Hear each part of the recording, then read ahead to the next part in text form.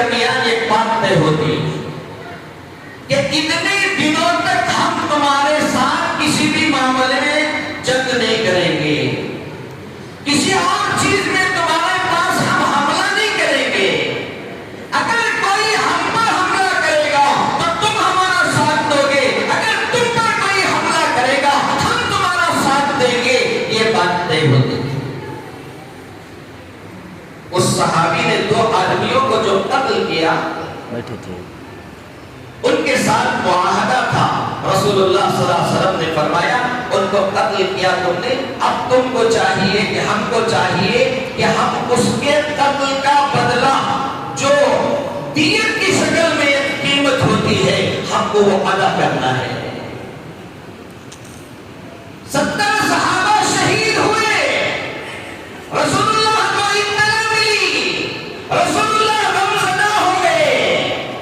سیرت کی کتابوں میں لکھا ہے اس واقعے کو سن کر رسول اللہ کو اتنا صدمہ ہوا، زندگی میں کبھی اللہ کے پیغمبر کو اتنا صدمہ نہیں ہوا۔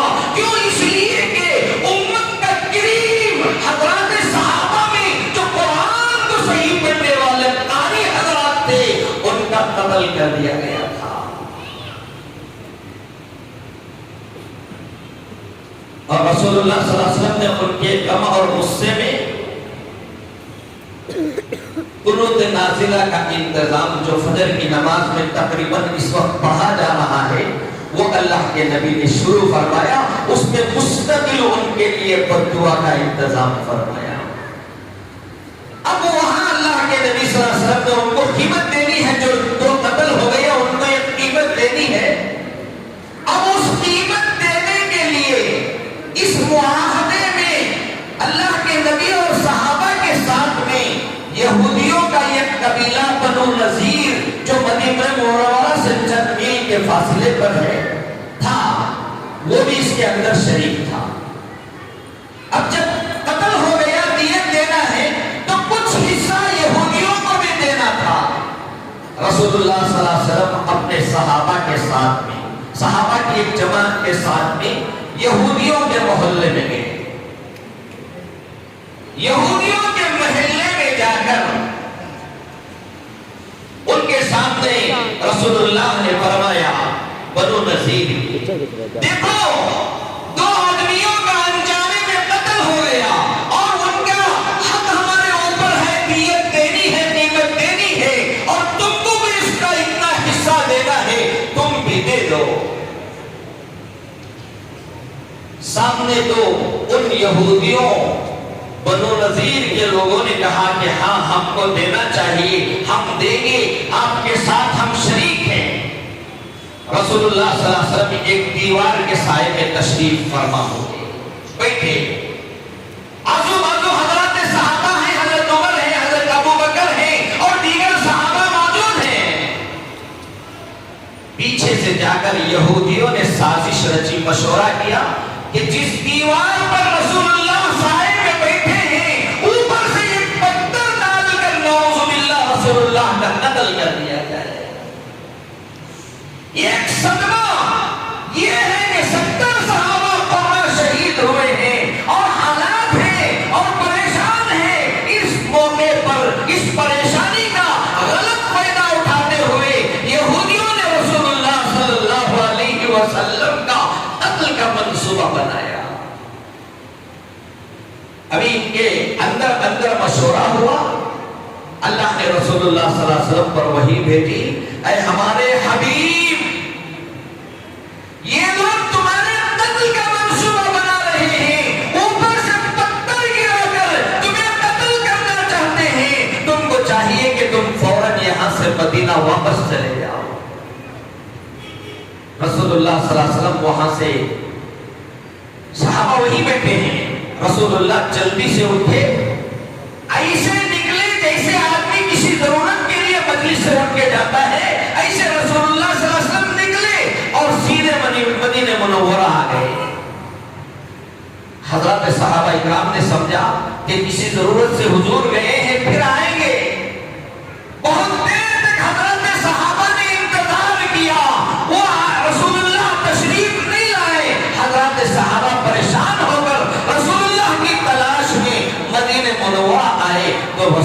اللہ صلی اللہ علیہ وسلم نے بتایا کہ یہودیوں نے میرے قتل کی سازش کی تھی، دیوار پر سے مجھ پر پتھر گرا کر مجھے قتل کرنا چاہتے تھے۔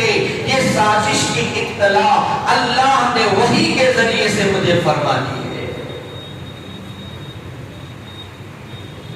یہ یہودی شروع ہی سے انبیاء کو قتل کرنے کی کوشش کر رہے ہیں، بچوں کو قتل کرنا، بیماروں کو قتل کرنا، عورتوں کو قتل کرنا، بے گناہوں کو قتل کرنا۔ یہ تو چھوڑیے، انہوں نے تو انبیاء کو، یہاں تک میرے اور آپ کے آقا کو قتل کرنے کا بھی منصوبہ انہوں نے بنایا تھا۔ رسول اللہ صلی اللہ علیہ وسلم نے صحابہ کو مشورہ کیا، مشورے کے بعد فرمایا ان کو ختم کر دینا چاہیے۔ رسول اللہ صلی اللہ علیہ وسلم نے ان کو ایک پیغام بھیجا، جلدی سے تم اپنا وہ محلہ خالی کر کے کہیں چلے جاؤ، اگر نہیں گئے 10 دن کے اندر اندر خالی نہیں کیے، تم میں سے کوئی یہودی ملے گا ہم اس کو قتل کر دیں گے۔ رسول اللہ نے یہ پیغام بھیجا۔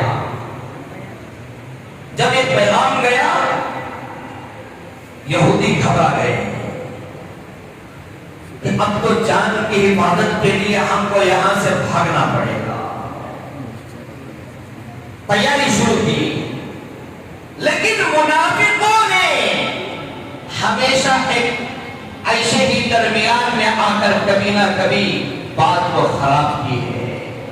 عبداللہ ابن ابی نبی ایک منافق اپنی ایک جماعت لے کر یہودیوں کے محلے میں گیا اور ان سے کہنے لگا تم کو یہاں سے جانے کی ضرورت نہیں ہے، تم ہمت سے رہو، میرے پاس اتنا بڑا لشکر ہے، میں محمد اور صحابہ کے مقابلے کے لیے تمہیں ایک لشکر دوں گا، تم چاہے تو ان کا مقابلہ کر سکتے ہو، لیکن اپنا گھر اور مکان چھوڑ کر جانے کی ضرورت نہیں۔ جیسے آج یہودی کو ایسے منافقین ساتھ دے رہے ہیں ویسے ہی ساتھ دیا۔ اب ان کو ہمت آ گئی، انہوں نے رسول اللہ کو یہ پیغام بھیجا، اے محمد صلی اللہ علیہ وسلم تم جو چاہے کر لو، ہم یہاں چھوڑ کر جانے والے نہیں ہیں، ہم چاہے تو آپ کا مقابلہ کرنے کے لیے تیار ہیں، لیکن اپنا علاقہ چھوڑ کر جانے کے لیے تیار نہیں۔ رسول اللہ صلی اللہ علیہ وسلم کو جب یہ بات پہنچی یہودیوں کی، بنو نذیر کی، حضرات صحابہ کو جمع فرمایا، سارے صحابہ کو لے گئے اور وہاں یہودیوں کے محلے کا محاصرہ کر لیا، اطراف سے گھیر لیا۔ جب حضرات صحابہ اور اللہ کے نبی یہودیوں کا محاصرہ کر لیے، علاقے کو گھیر لیا، تو وہ اپنے قلعے بند کر کے اندر چھپ گئے۔ ان کو اس بات کا یقین تھا کہ ہمارے قلعے اتنے مضبوط ہیں، یہ لوگ حملہ نہیں کر سکتے، یہ لوگ مار نہیں سکتے، اندر نہیں آ سکتے۔ جیسے آج تکبر میں ڈوبے ہوئے انسان کو اس بات کا یقین تھا کہ میرے ملک پہ کوئی حملہ نہیں کر سکتا، میرا ملک بالکل محفوظ ہے، حملوں کی بوچھار ہوئی، اس کا تکبر خاک میں مل گیا۔ ایسے ہی ان یہودیوں کو اس زمانے میں یہی غرور تھا کہ ہمارے دلوں میں کوئی حملہ نہیں کر سکتا۔ رسول اللہ صلی اللہ علیہ وسلم نے محاصرہ کر لیا حضرات صحابہ کے ساتھ۔ اب مقابلے کے لیے وہ باہر نہیں آ رہے ہیں، اندر چھپ کے بیٹھ گئے ہیں، باہر نہیں آ رہے ہیں۔ رسول اللہ صلی اللہ علیہ وسلم نے حضرات صحابہ اکرام کو حکم دیا کہ ان کا بائیکاٹ کیا جائے، ان کی معاشی حالت کو کمزور کیا جائے۔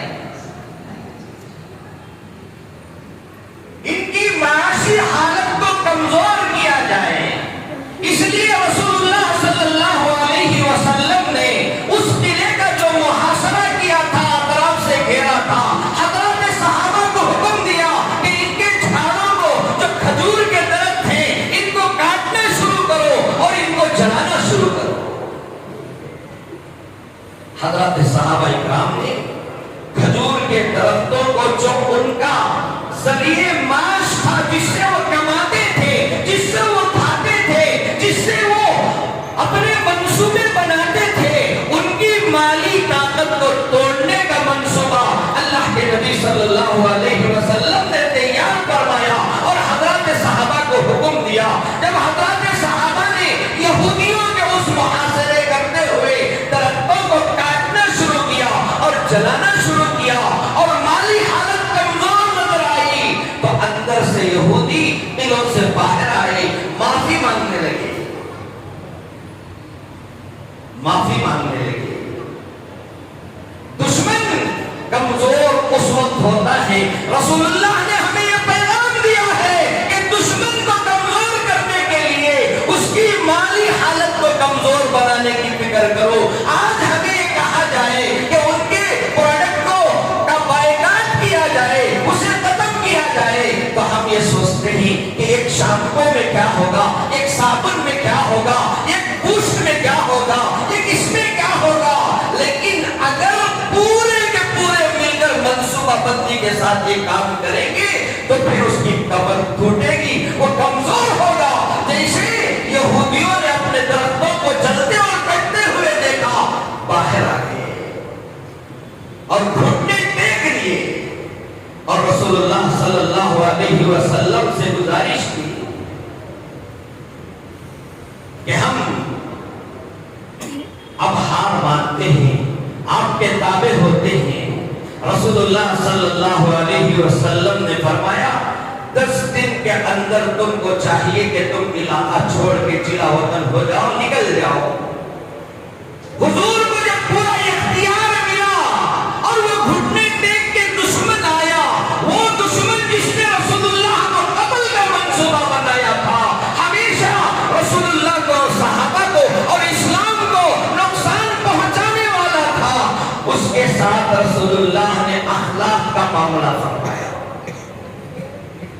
ये नहीं कि उनके दिलों पे हमला कर दिया, उनके मासूमों को कत्ल कर दो, उनके औरतों को कत्ल कर दो, उनके बच्चों को कत्ल कर दो, उनके वो हवेलियां और उनके वो किले तोड़ दो, ये हुक्म नहीं दिया, बल्कि अखलाक का मुजाहरा करते हुए क़यामत तक आने वाली इंसानियत को, उम्मत को ये पैगाम दिया, अगर तुमको इख्तियार मिल जाए तब भी अखलाक के साथ अपने इख्तियार का इस्तेमाल करो। रसूलुल्लाह सल्लल्लाहु अलैहि वसल्लम ने फरमाया 10 दिन का टाइम दिया, 10 दिन के अंदर तुमको चाहिए कि तुम अपना इलाका खाली करो।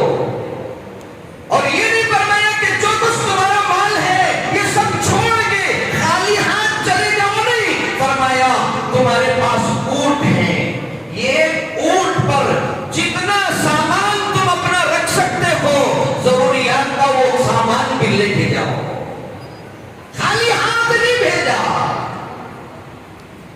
सामान ले जाने की गुंजाइश थी।